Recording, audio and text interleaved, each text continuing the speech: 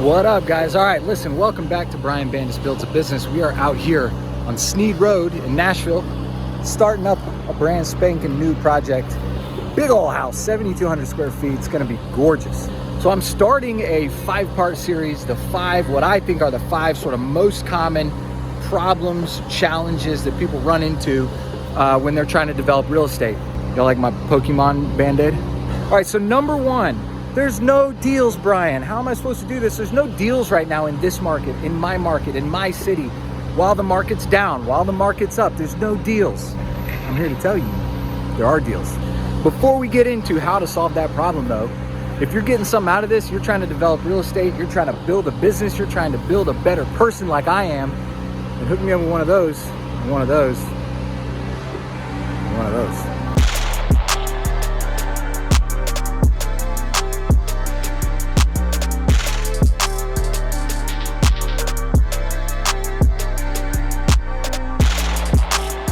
So the first thing I need to tell you is that there are deals in every single market. I'm going to give you an extreme scenario to illustrate the point. If someone gave you a lot in your market for free, could you make that deal work? Would it be worth it? Would you want that lot for free? The answer is yes. If nothing else, you can probably turn around and sell the lot for something, right?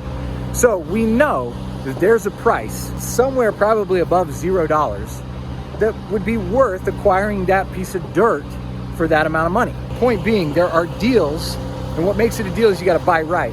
If you've read my book, which you should definitely check out, it's on Amazon, it's called Real Estate Development 101, then you know that I consider a deal anything that you can buy at a price that leaves room for you to sell at a profit. So I'm asserting that there are deals in every market. So if there are deals in every market, then you've gotta work on expanding 5 things to position yourself to find those deals and capitalize on those deals. You've got to expand your network.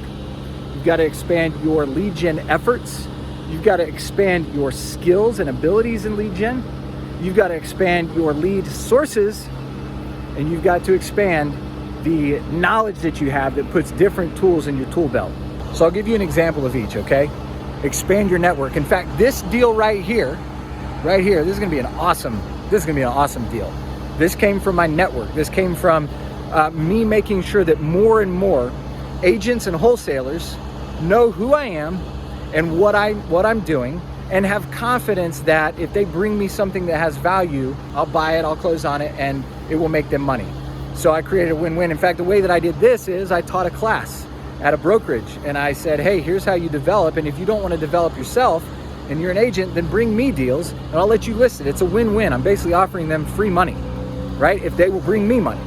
So expand your network.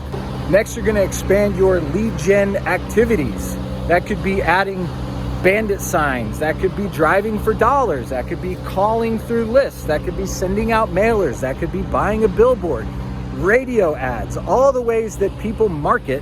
That's what we're talking about. What are the different lead gen activities you're willing to do? You're willing to walk around and knock on doors, or drive around and write down addresses and send out postcards?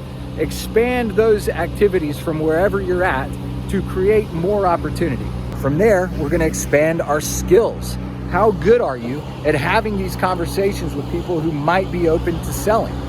However good you are, you can be better at it, which means if you're better at it, you might convert 3 out of 100 instead of 2 out of 100. Or if you're converting 3, how do you get to where you convert 5 out of 100 instead of 3 out of 100? So spend some time increasing your ability to communicate, ask great questions, and find solutions that you then offer to people and communicate clearly. The way to do that, there's no substitute for basically doing role play and script practice. Next, we're expanding our types of lead sources. So what I mean by that might be if you're doing sort of a real estate wholesaler type of lead gen, then you're gonna expand the places that you're willing to look. Maybe you've been sending out mailers to absentee owners. Now you're gonna go, you know what?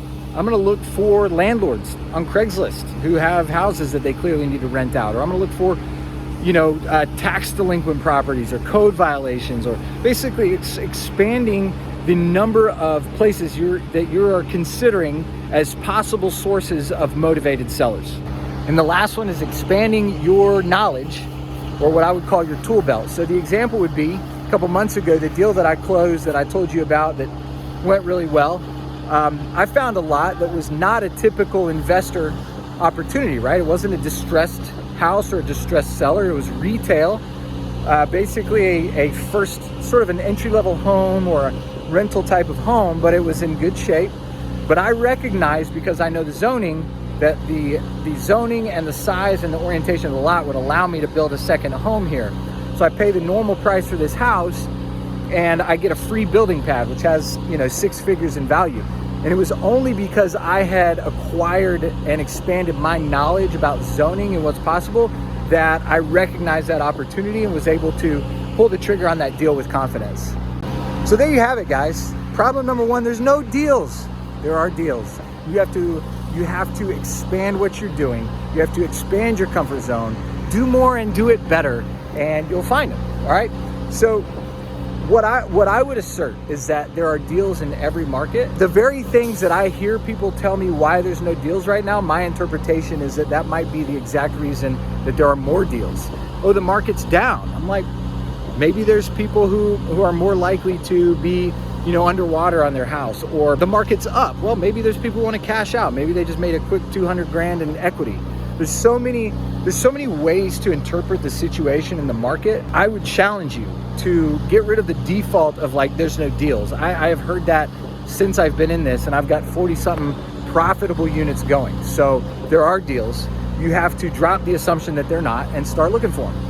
All right, guys, that's it. Thank you so much for hanging out. If you're getting something out of this, as always, me and my freaking Pokemon Band-Aid, hook me up with one of those and one of those and one of those. And listen, if you want to get a little more serious about developing real estate, there's 2 easy ways you can do that. If you want to dip your toe in the water, hop on Amazon and grab my book. It's called Real Estate Development 101. It's $10. So I'm gonna tell you right now, I'm not getting rich off of my $10 self-published Amazon book, but it's a great way for you to sort of decide if this is something you want to look a little deeper into. And if you're ready to like fully dive in, go to dealarchitect.org, and that is my full, thorough, hardcore course that teaches you from zero all the way to doing your first deal profitably, how to do what I'm doing. So if you want to check that out, go to dealarchitect.org. Thanks for hanging out. I'll see you next week.